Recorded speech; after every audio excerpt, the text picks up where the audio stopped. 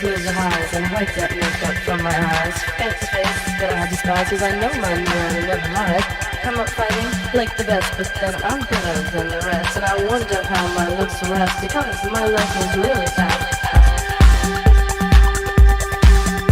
And you wonder if you're on the turn. Oh baby, won't you ever learn that I'm the cut above the rest? Don't worry about the way I'm dressed. And if my makeup looks a mess, I'm not about to get depressed, cause I'm the one that loves to lose, just lose it in my fucking shoes. And I've got the touch and I've got the feel to make this good time really real. I'll just get right in your face and push you all around the place. Just love to love, just love to live, just love to live, just love to love. And baby, are you so sure that you're the one that's insecure?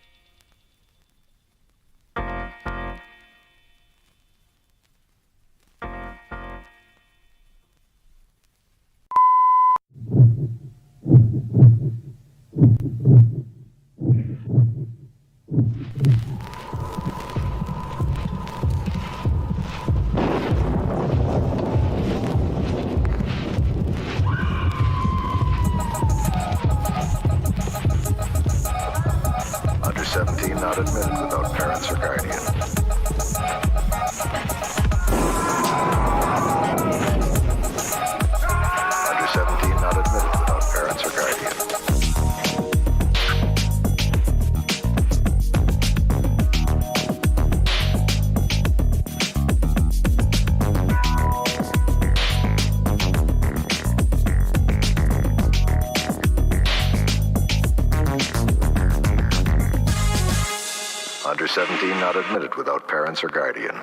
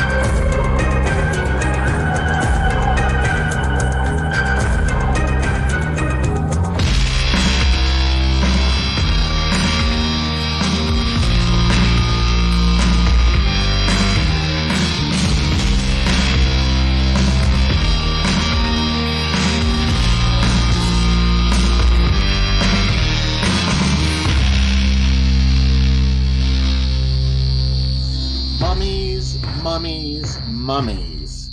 That's what our first feature tonight is on the Drive-In Asylum double feature. Welcome, fans of fantastic films. I'm Bill from Fanzine Drive-In Asylum.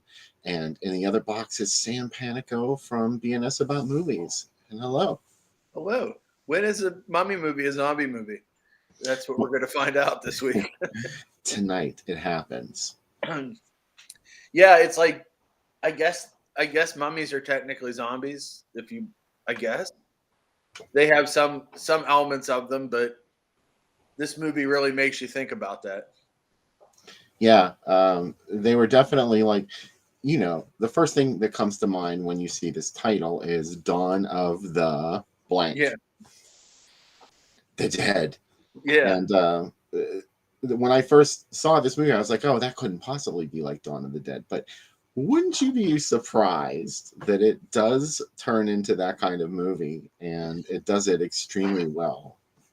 Yeah, I got to tell you, you're getting way too good at cutting trailers, because you made this movie look way more exciting than it is. Like, especially with the guitar beats and like structuring. Like, I was like, wow, this movie, I forgot how exciting this movie is. No, Bill just cut a really good trailer. It's still good. Like, definitely watch it with us and everything, but don't elevate your host. Bill's become like the A23 of 1981 mummy trailers. with this and really made you Wow. want to see it. 324, but yeah. I So want everybody to know how awesome it is. Yeah, I do love this movie though. Like, it's funny because I doing research on it this week. Every review on IMDb is like, it is so bad. I was like, is it really? But I really dig it.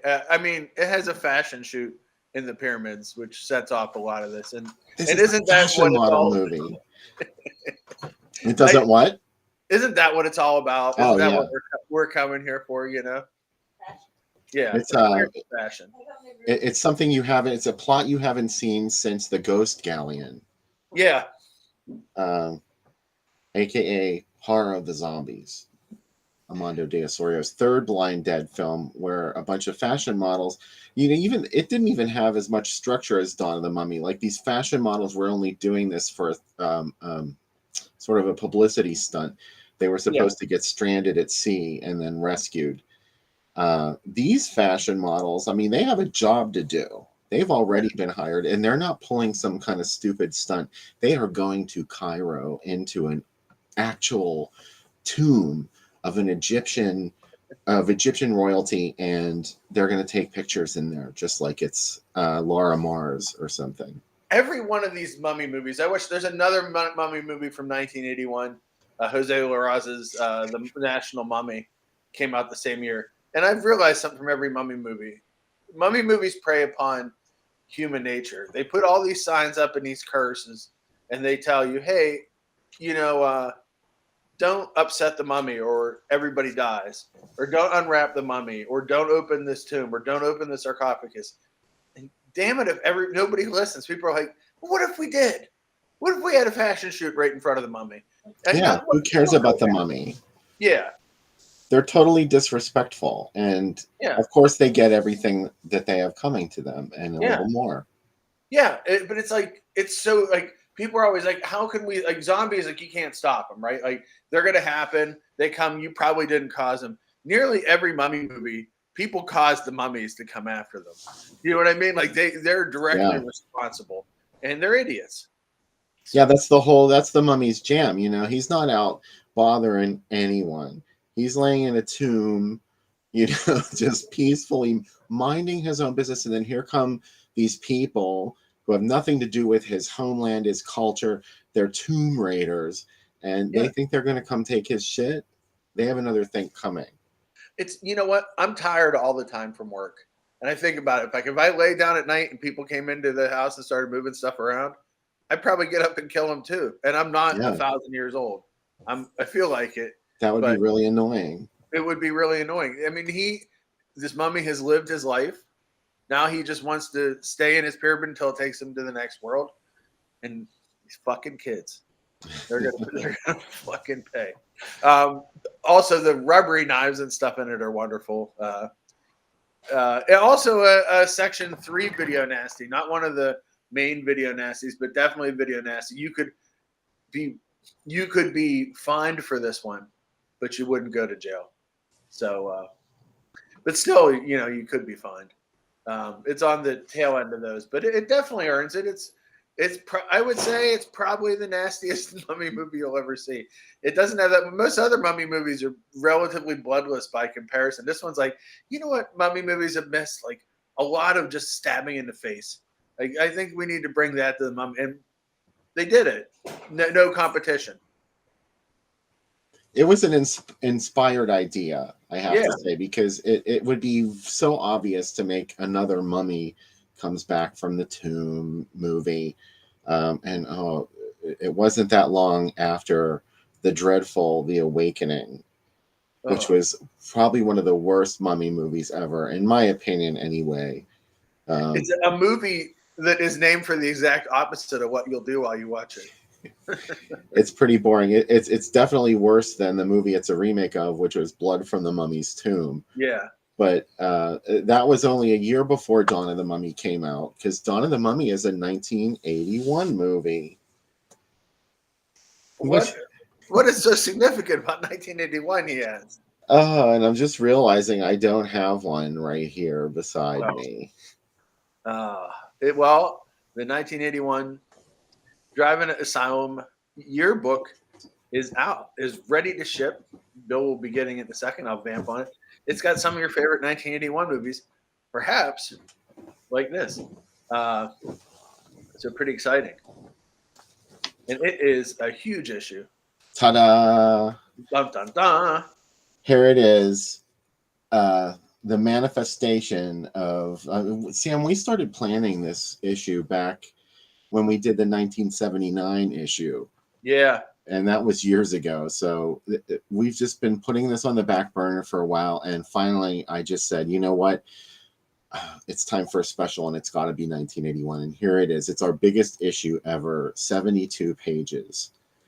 Actually, when I was 9, I sent Bill a mental message and said, someday we need to really pay attention to these movies because we're going to do a special issue about them. We've got so much good shit in this issue, too. It was so much fun to create this. Here's Sean Midas's piece on Wolfen. Yeah. We got lots of Wolfen love this issue. Sean wrote about it. And there was also a piece, Robert Fries. I hope I'm right about that. Yeah, Robert Fries wrote about Wolfen and Looker. It was really about Albert Finney and his year of, his sudden 2-film extravaganza that he had going on there. He had a big year, 1981. I'm sorry, Don Guarisco wrote about Wolfen. Nice. Looker. Schlockmania. Oh my God, just like going back and creating this and diving into all the graphics that are associated with 1981. It just really was a scream doing this. And this was such a golden era of films, wasn't it? It's the best. It was hard for me to pick.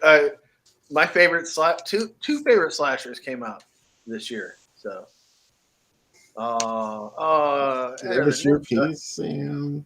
Yeah. Oh, I'm so excited about it. I wrote way too much about Enter the Ninja. And every word of it is in there. I was like, this damn thing is so long, I'm going to cut it. And then I thought, I can't cut any of Sam's words. No, you can't. And it's well worth it. I think it's the best thing you ever wrote, truly. Thanks. It's a I super loved reading every word of it. Everything we know about ninjas came from this movie. Like the weapons that Shokusagi brought to the movie are all the weapons that the Ninja Turtles use today. Like it's pretty amazing. Yeah. So I'm super excited about it, and lots of art in this issue. I can't wait to see all the posters and stuff. Night Riders. Jennifer Upton, who was on the program a couple weeks ago, she wrote this piece about George Romero's Night Riders. I keep forgetting, like I wanted to go off on the idea that like she's British and she was really into Night Riders. Yeah. I always imagine, like, what would that movie look like to people that did not live in the States and know biker culture and hadn't known somebody who was actually, that was almost exactly who they were as depicted in the film.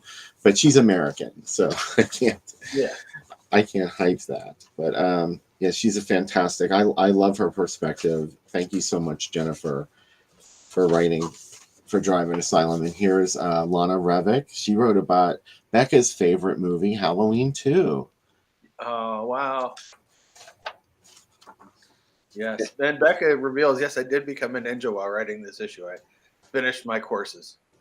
Now I can do the special Ninja Kai focus.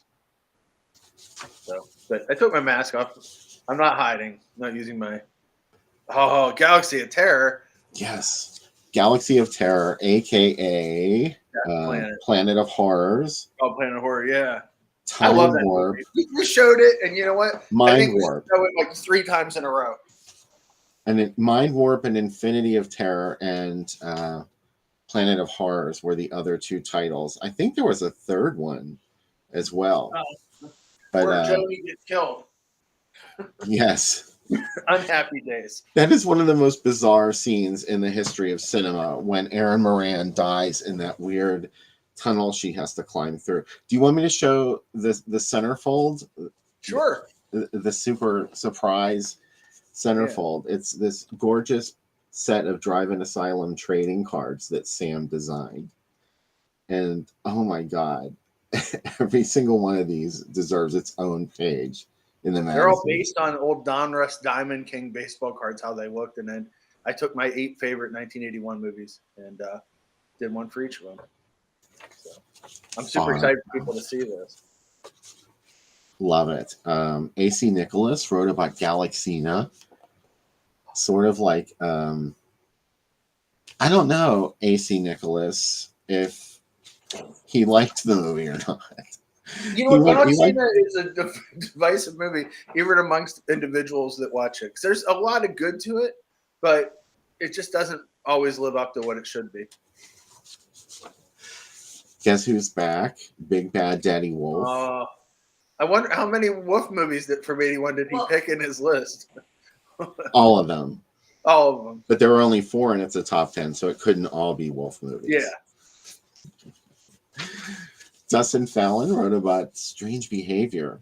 Oh, aka Dead Kids.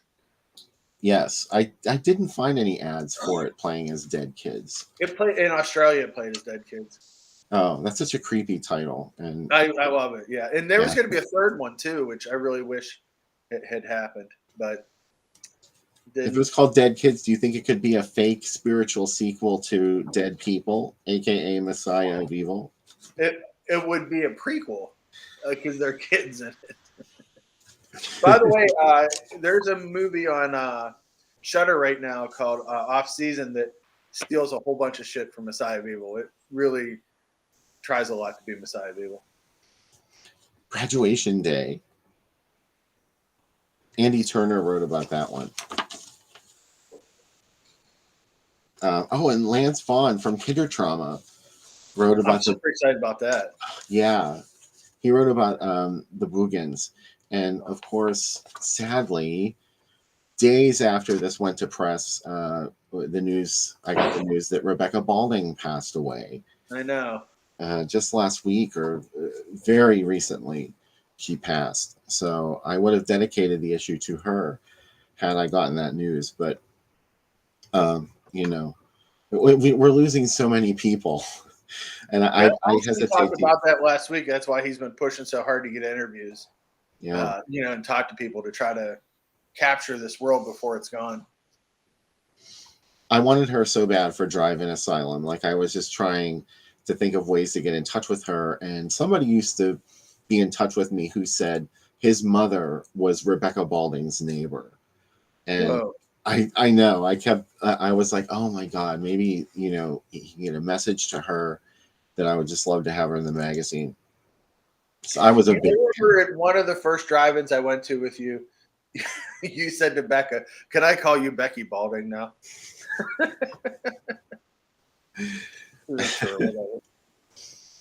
Also, Darren said he would fight my wife as to who is the #1 fan of Halloween 2.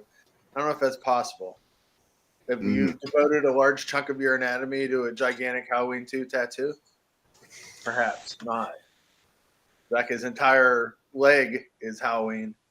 It's a huge tattoo, and it took hours.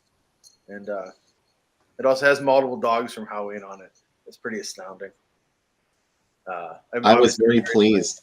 I looked at the Halloween 2 IMDb page. I needed something for when I laid out the article, and I was poking around and I looked in the goofs section, and they finally accepted the plot hole element about Dr. Loomis not knowing that Michael Myers had a baby sister at all, and B, that it was Laurie Strode, and she was this secret adoption had happened in the same neighborhood where she lived before she was adopted, and everyone knew her.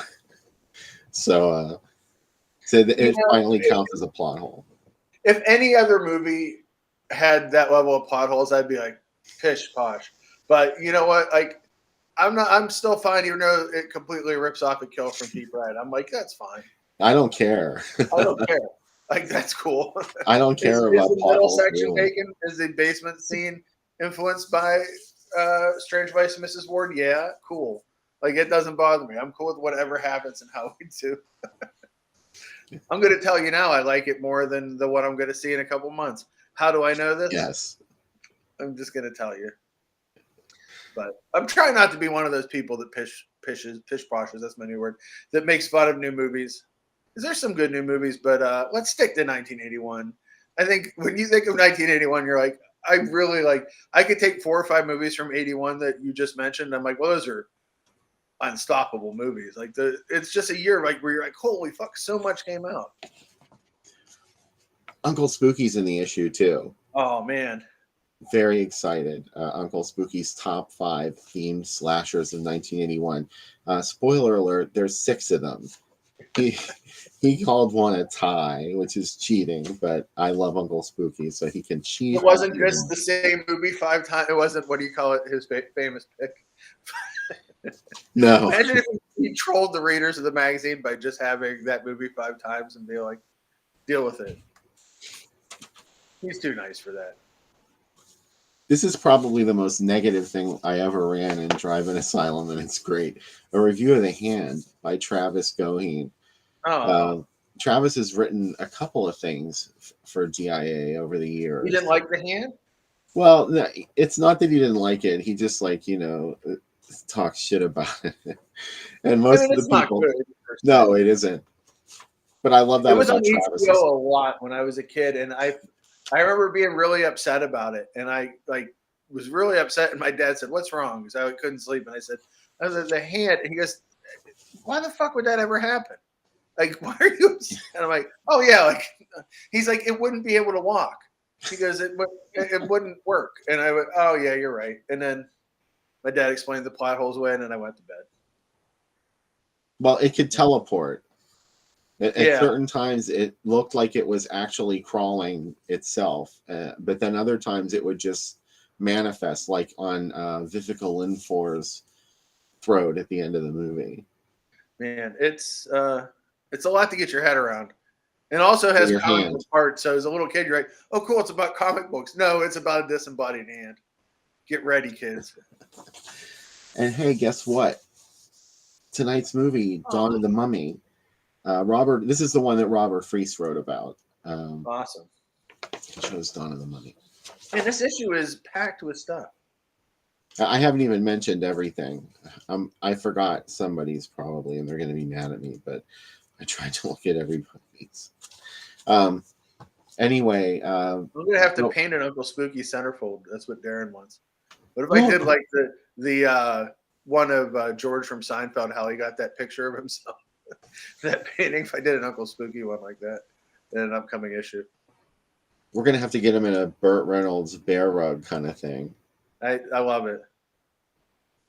I used to have a cat that did the Burt Reynolds pose. He would just lay like that. He would just kick himself out. What an iconic time. But hey, Dawn of the Mummy. Yeah, Dawn of the Mummy. It's directed by Farouk Frank Agrama. Who also directed The Godfather's Friend, a movie that you're like, what? I love that that's the title. They're like, this is not about the Godfather.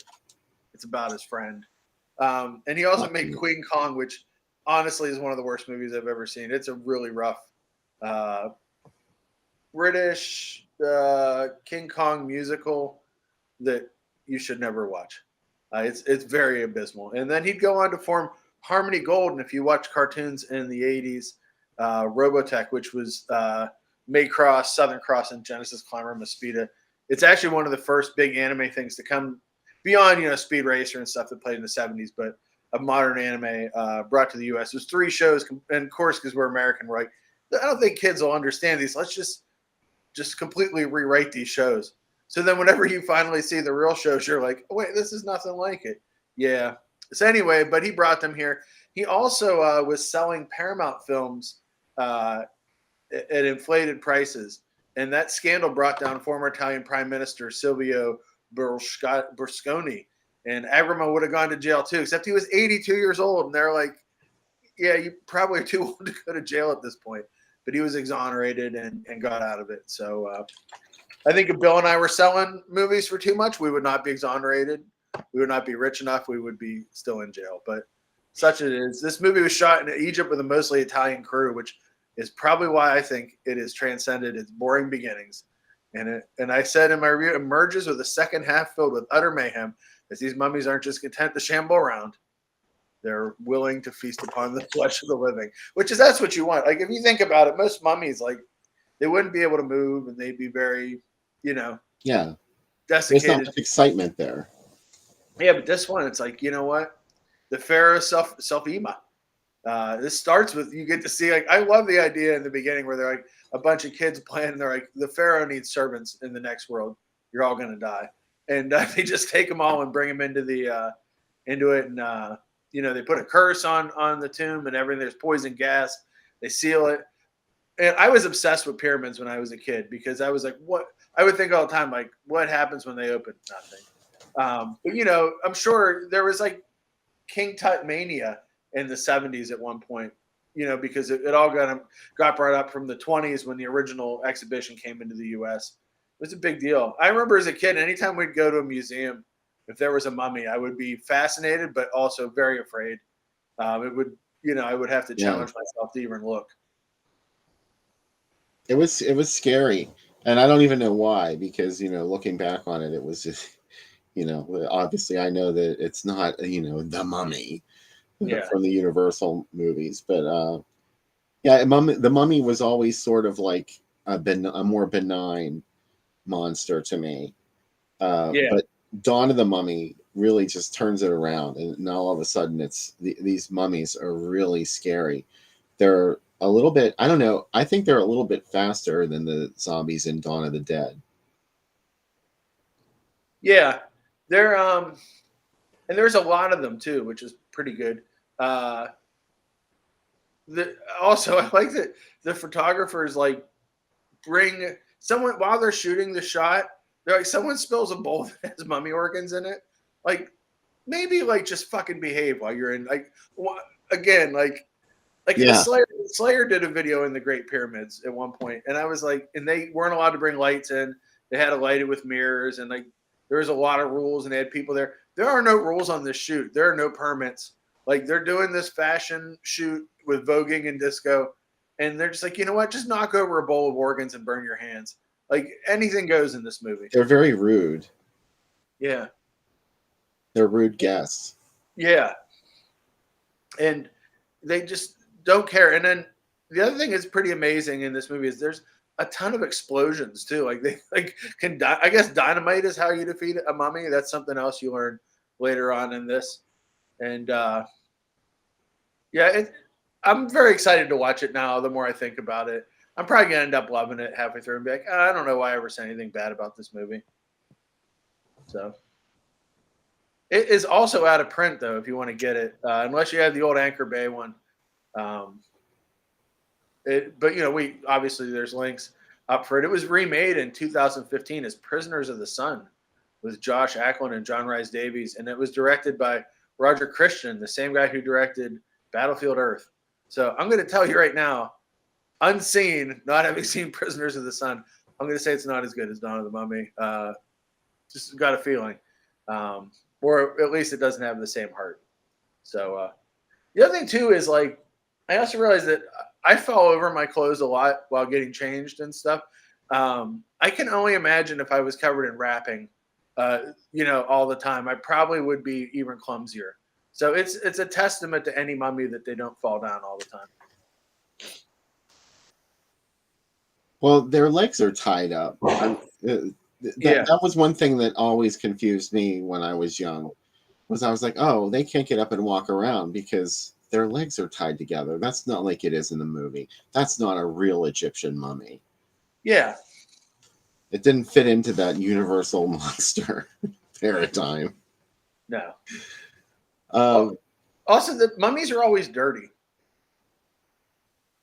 They're always like just kind of sandy.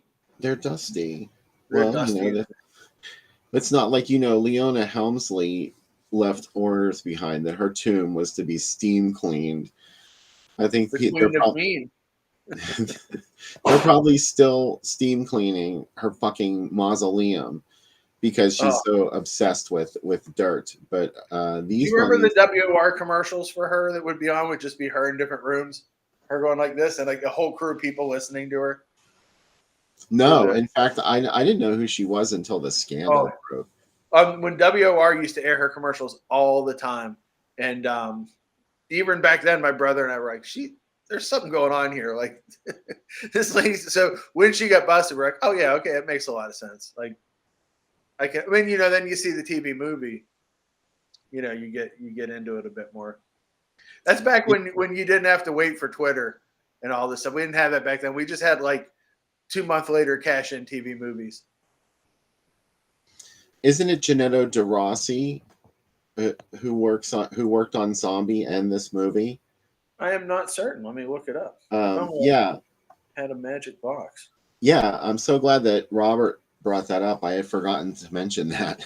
But when I was researching earlier this week, I noticed that. I was like, oh, that's why these zombie mummies look so fucking good. It's the guy from Zombie. The music is by though, and Shuki Levy is an Israeli-American composer that created the music for He-Man, Mask, She-Ra, and all of the Power Rangers shows. So if you're digging the tunes he's putting out here, you're like, Shuki did a lot of stuff. I'm going to name my next child or animal Shuki Panico. You heard it here first. I mean, Becca's outside. Maybe she doesn't like that. I'll believe it when Becca tells me. Yeah. We'll name him. Cubby, want to be your name now? Hold on. I'm looking for makeup department.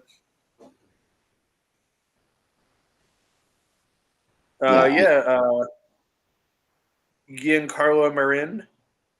I was the hairstylist.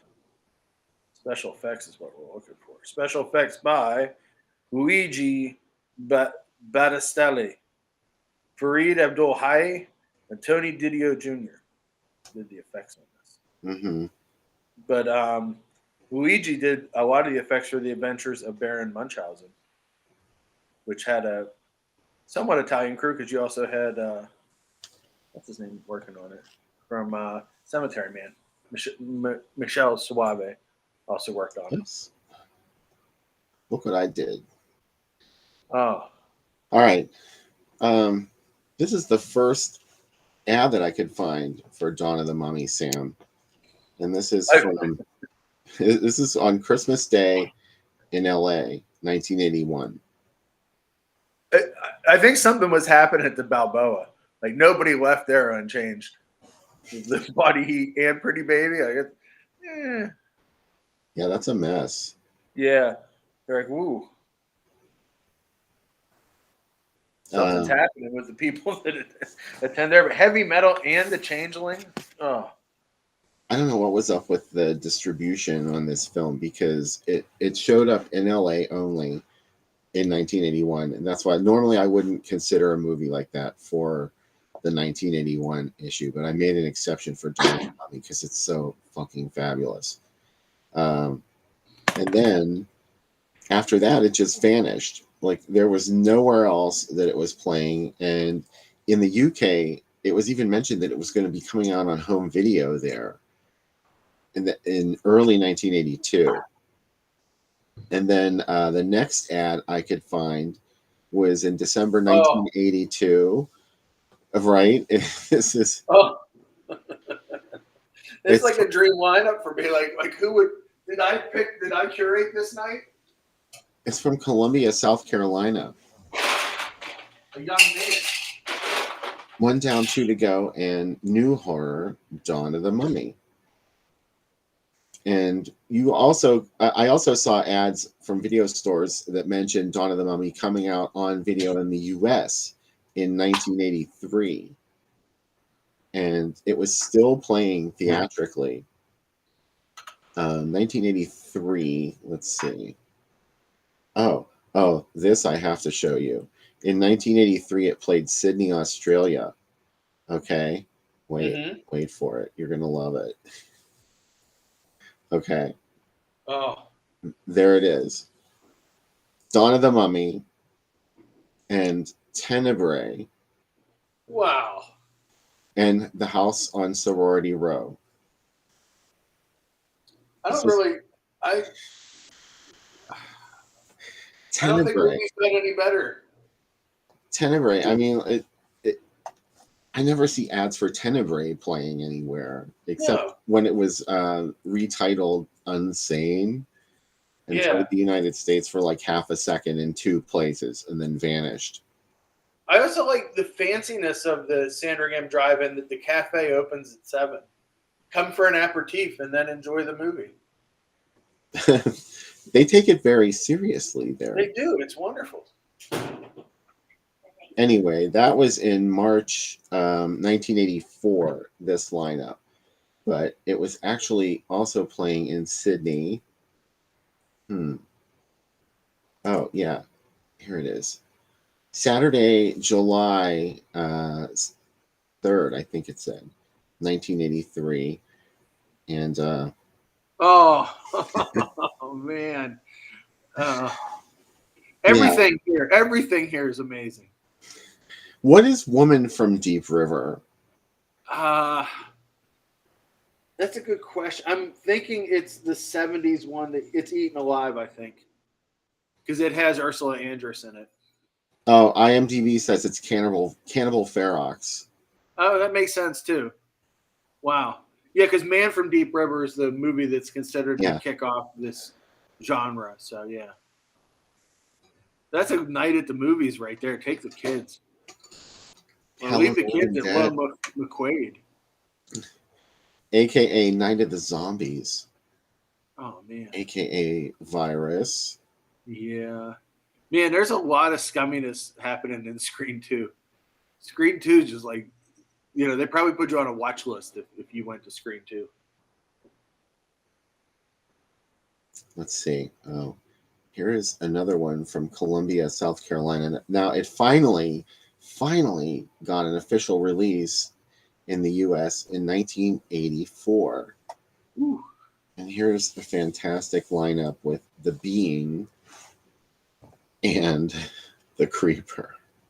Oh, man. And you know what The Creeper is, Sam, don't you? No, what is The Creeper? The Creeper is the retitling of Rituals. Oh, yeah, okay, wow. Oh, what a night. What a downer ending to the night. Yeah. I hope they showed that first. Yeah, that really feels like it should be first. Dawn of the Mummy feels like the close. Mm-hmm. Wow. But anyway, there was some fabulous mummy artwork for Dawn of the Mummy. Here's another look at it from Atlanta, 1984 also. And this is the more like complete image. This is the kind of ballyhoo-ish poster that this movie needs. Because you look at this poster and you're like, my socks are going to be rocked out the fucking house. Yeah. And it's like, it's good, but you're not going to get this scene. You know what? Fuck it. It's good. Oh, man. Green Park. Here's some contemporaries for Dawn of the Mummy's 1984 theatrical run. Here's an interesting little piece clipped from the press book that they used for this ad. Not the mummy face. Some zombie faces. Man, there's several movies here I'd like to see. Obviously, I probably would pick Angel if I'm going to pick a movie here. You're going to see Footloose. I know you are. I mean, yeah. I mean, they didn't allow dancing in my town. And this is, but it's $1 anytime. So, I mean, I might see Lassiter too. I definitely would pick DC Cab in this one, as well as Angel and Ice Pirates. This is a big night. An Ice Pirates and Big Chill double feature. So we finally got some mummy clip art for this ad. Yeah. It looks like he has like Ray-Bans on, doesn't it? Yeah. It's like, but wow, it's a cool mummy. So they look like zany zappers. Yeah, they do. Oh my God, what is going on at this place? The Kroll and Boggy Creek too. I can't imagine how upset people were at the end of that night. They're like, "What the fuck have you put us through? We should have seen Dawn of the Mummy and The Prey." Man, The Prey is that it's not human and it's got an axe. Yeah. Okay. And every time you watch it, you always say to me, like, nothing adds up in this movie. And I say, I know. it's one of those movies where it's kind of like make your own ending up. Okay, so I'm running down to the last couple ads here. I like Ray's number one drive-in. Though. It's a great name for a drive-in. This is another ad from. This was actually from Victoria, Texas, Hometown of Stone Cold Steve Austin. February 1984. So I guess this was the earliest release of the actual theatrical release for Dawn of the Mummy. I like that it's. I love. This is what was great about 81 newspapers, where it's like The Right Stuff's one of the best movies ever, and it's like yeah, but right above it's Dawn of the Mummy. Yeah. You never knew what strange bedfellows you'd have, right? It's all great. All right, here's something I forgot to put up. Let's see what it is. Oh. There's Dawn of the Mummy. A midnight movie. This is interesting. This was even before the theatrical release of Dawn of the Mummy. This is from 1983. So it was between those scant few screenings in the United States and the actual theatrical release. There was this midnight movie appearance in 1983. I'm in love with the fact that someone put Mad Max, Decline of Western Civilization, and Kentucky Fried Movie into the same program. How is that possible? Yeah. Well, I think you could choose between them. Oh, You I mean, how could I pick between Shock Treatment and Dawn of the Mummy? I mean, that is, man. Yeah, I don't know. I guess if those theaters had 3 screens, that's what I imagined them. Like, okay, there's 3 movies showing at midnight. You can choose, but I never considered that you would get to watch all 3. Wow. Man, we need to get a fake student ID so we can get in for 95 cents. All right. Man, take it from someone whose parents told him to say he was 10 until he was 15, so that I could eat cheap in restaurants. Thanks to everyone for joining us in the chat, by the way. And we encourage you to click the like button. And if you really like us, share. Because it's time for Sam to mix us a drink. At least I hope it is, because I'm getting thirsty. It sure is. We're going to make the Pharaoh Sipama. The Pharaoh from this movie has his own drink. It's actually, there is a mixed drink called the Mummy. I like to think that it's from the 20s. And it's kind of, it really feels like very much a cocktail of that era. It's really simple. So it's going to start with 2 ounces of vodka.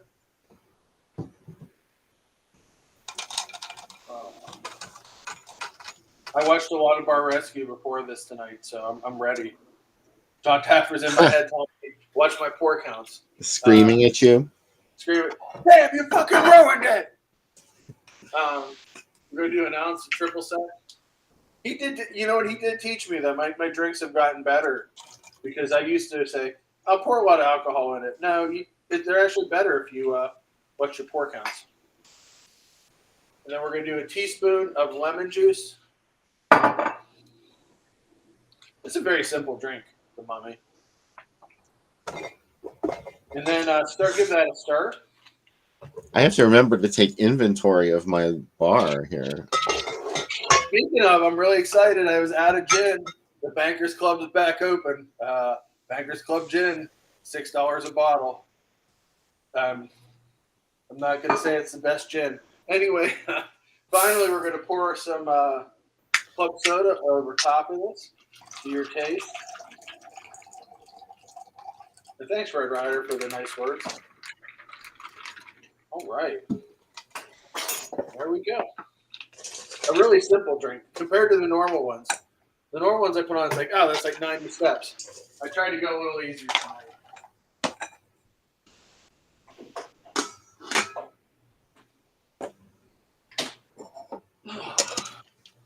Also, I wore the Spanish horror drive-in night shirt for our second movie. Ooh. Super excited for some Paul Naschy.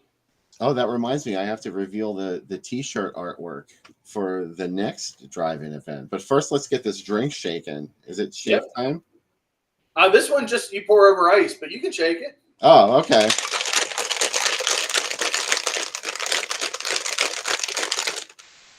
Look at me just assuming. Actually, I was just like going rogue on you, so Oh, that's okay. I just I realized I ran out of almost everything in my bar, so I just had to improvise. But anyway, cheers, Pazuzu.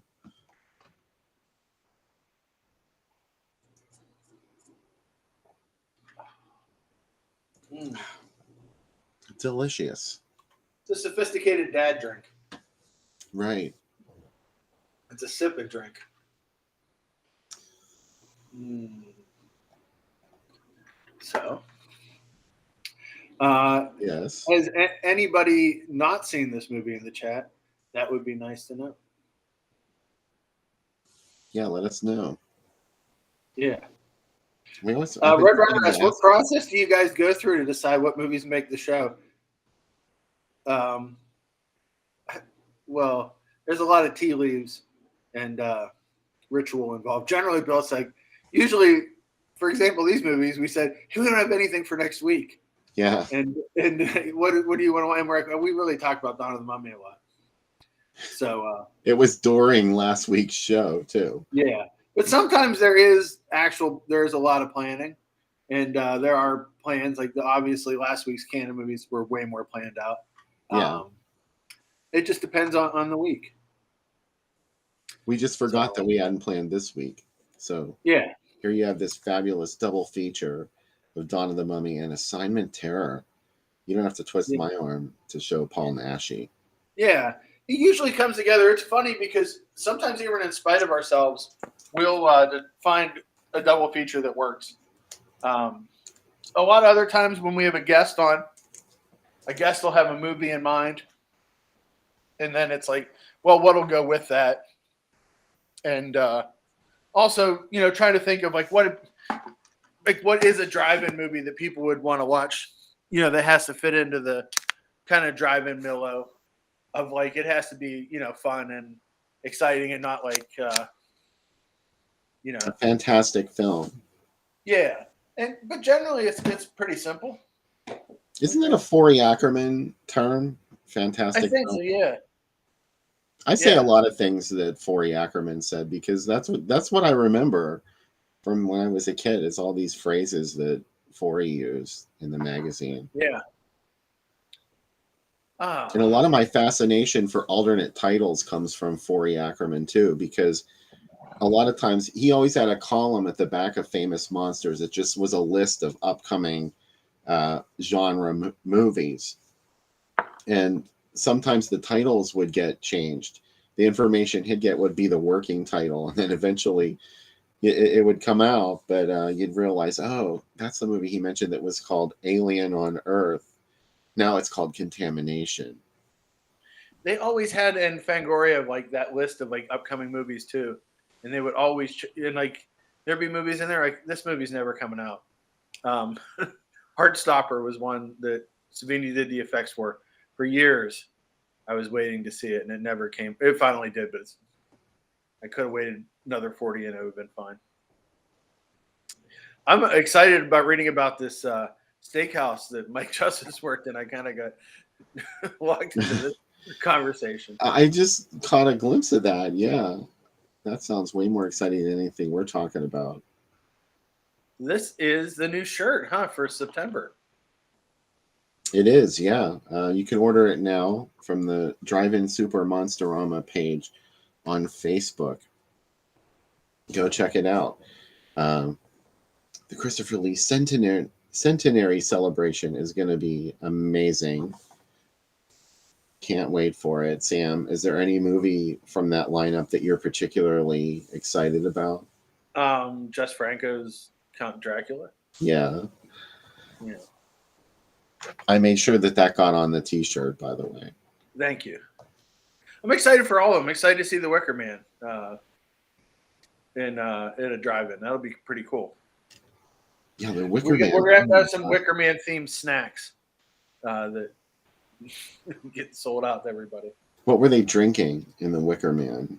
I'm going to have to go back and watch it and make it. I'm going to dress like a giant fish, like one of those costumes they wear in the parade. Maybe they were teetotalers.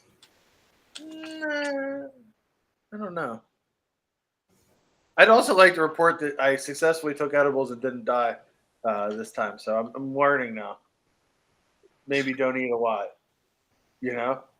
I know you're not as inexperienced as it seems from what you just said. Yeah.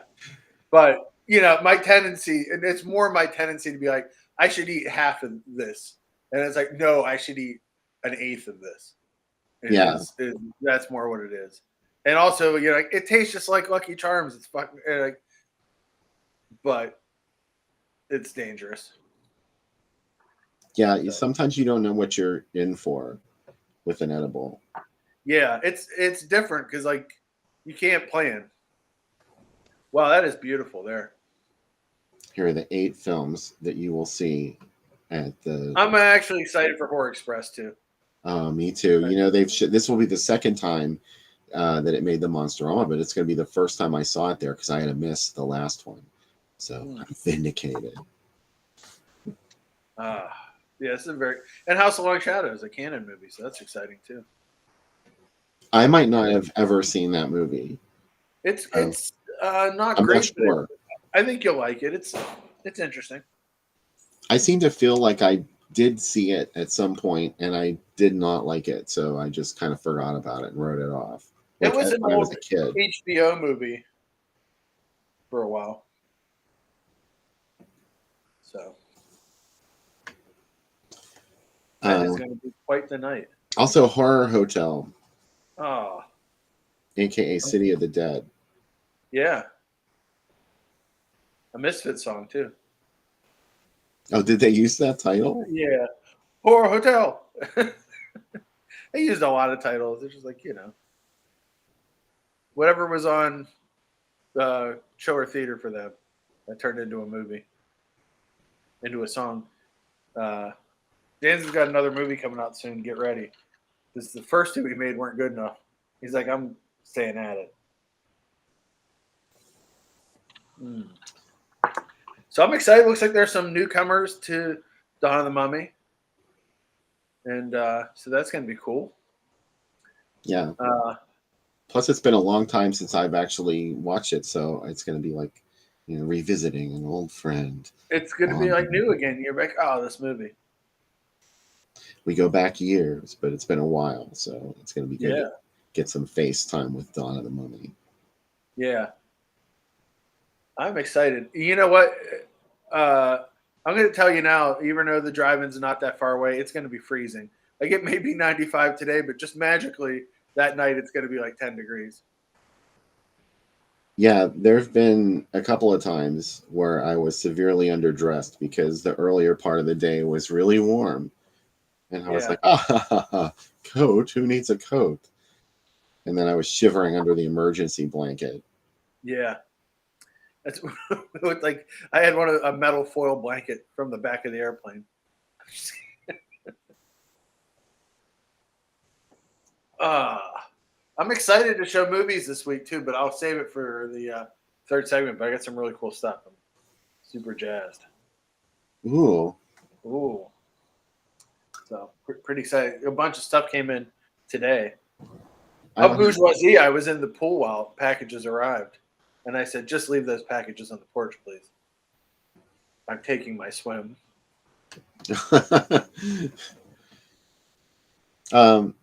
I didn't get anything new in the mail this week, but I did catch up with something that I got at the Vinegar Syndrome sale, I believe. Trauma. Oh, yeah. Did you love it? Yeah. It had been a really long time since I saw Trauma. And I remember I always liked it. And people used to talk shit about Trauma, at least, the people that I knew who actually knew what that movie was. Were like, oh, it wasn't good and everything. But I loved Trauma from the first time that I saw it. And it was even better than I thought it was the first time around. I think it's hard with Argento because there's so many beyond good ones. So that when he makes just a good movie, it's kind of hard, Mm-hmm. So, yeah, I mean, it's not Suspiria or Tenebre or any of his best work, but I don't know. I think it's really good. Yeah, Mike Justice said it's hot garbage, so he's ready to fight you. So look out. Any kind of any movie where Piper Laurie is in it, or there's a severed head that can still speak. That's my kind of movie. I like movies where heads are kept in the refrigerator. And then they just fly out. They just fly out. Or like, what's the one that Baba's son did, where the woman keeps the head for years of her dead lover? Oh, yeah. It's very Rose for Emily. Yeah. Yeah, that's doesn't all work out, but I still kind of like it. I always make fun of Lombardo, and I end up liking his movies. Yeah, Macabre. I end up kind of like, yeah, he's not that bad. He's not that good either, but he tries. He made Demons. I think he had a lot of help with Demons. You know what I mean? I think there's a lot of people being like, "Do you sure you want to do that?" You say that all the time. You don't want to credit him for Demons. I think he had a lot of help, and they were like, come on, buddy. And then he made it good. But you know what? Then I feel really bad. Like, am I being shitty to him because he made a couple bad movies, like Devilfish, Monster Shark. Yeah. You know, who amongst the fabulous Italian exploitation giants didn't make a few stinkers along the way? You know, I mean, God, I'm a Bruno Mattei lover and Mattei, so you know, I should be able to forgive it. Mike Justice does agree with me. He must have help with that. Yeah. Well, I'm not saying you're wrong. Lee said she want to see Dark Center's Glasses. I really liked it. I thought it was pretty good. It is great as, again, like, it's not his best movie. It's way better than anything he's done since Opera. So it's good. I mean, I liked it. It's a little short for him to make a short movie, and it's more about the characters than the shots for a lot of the movie until the end. And then there's a scene with water snakes, and you're like, what? And the water snake scene's crazy. Like, it reminds you that, like, every once in a while Argento likes to throw in something that you don't expect that maybe doesn't make sense to be in the movie, and I appreciate that. But I kind of dug it. It's a good little murder mystery thing. The one thing that I had forgotten about from Trauma was that it was the one with the gecko in it. Yeah.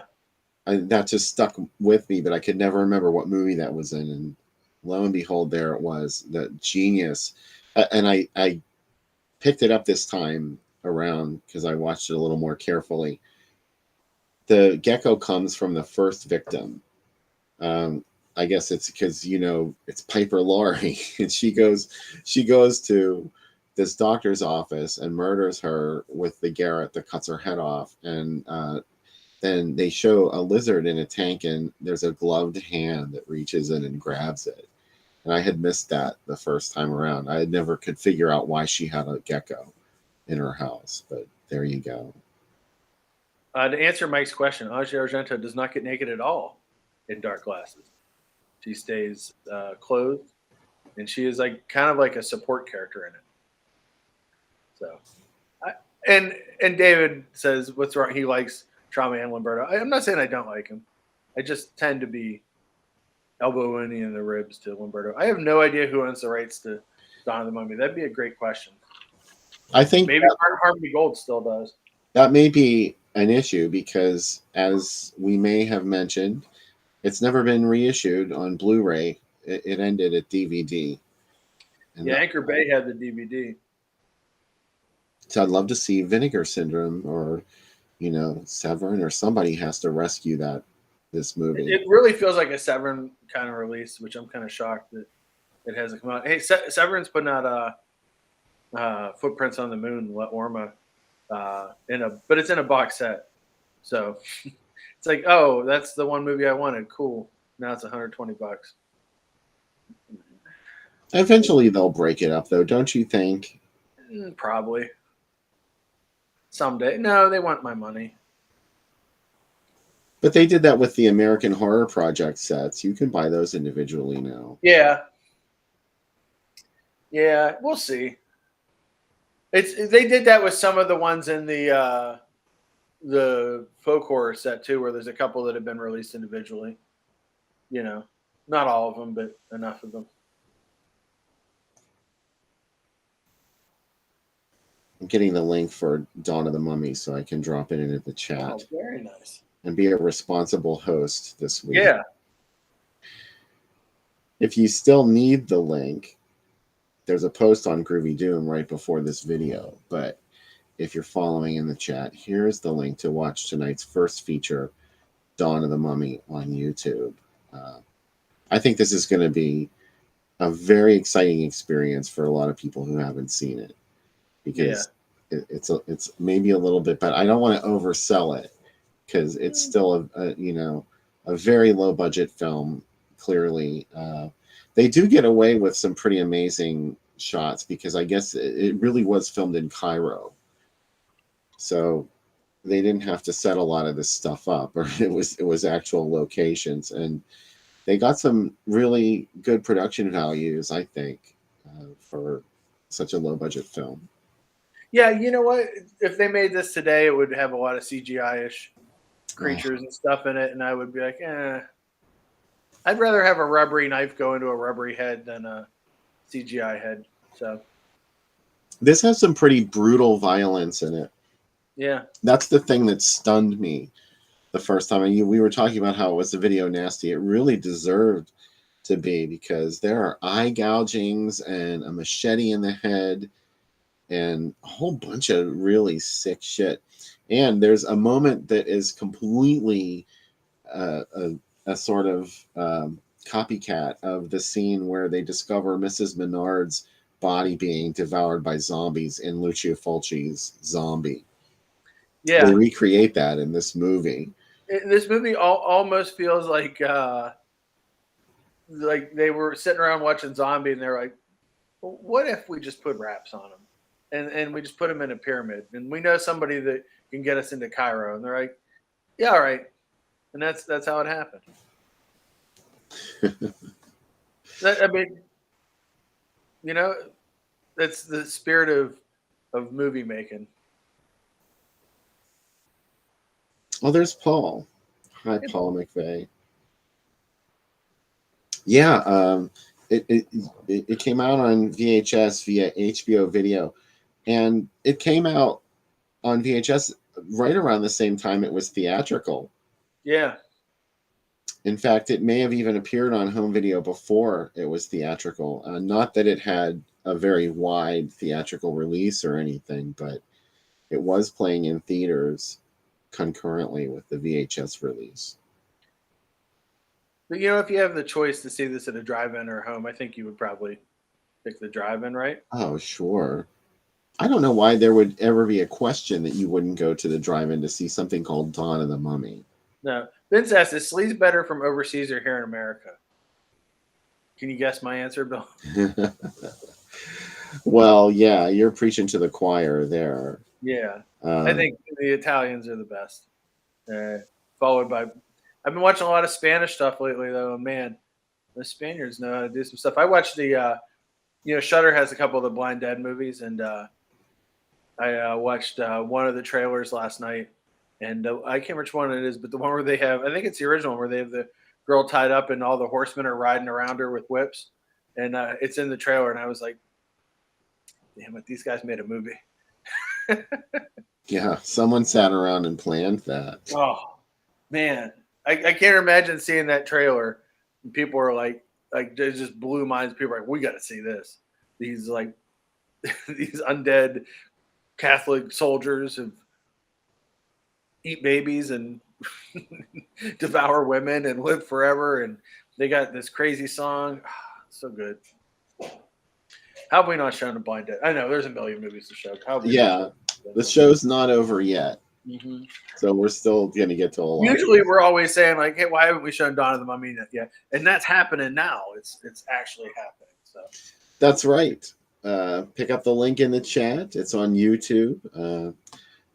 We should all start the movie at the end of the countdown. We'll be on almost exactly the same page, and then afterwards we'll come back to the live chat again and talk some more about Dawn of the Mummy and our second feature on the Drive-In Asylum double feature. See you after the flip.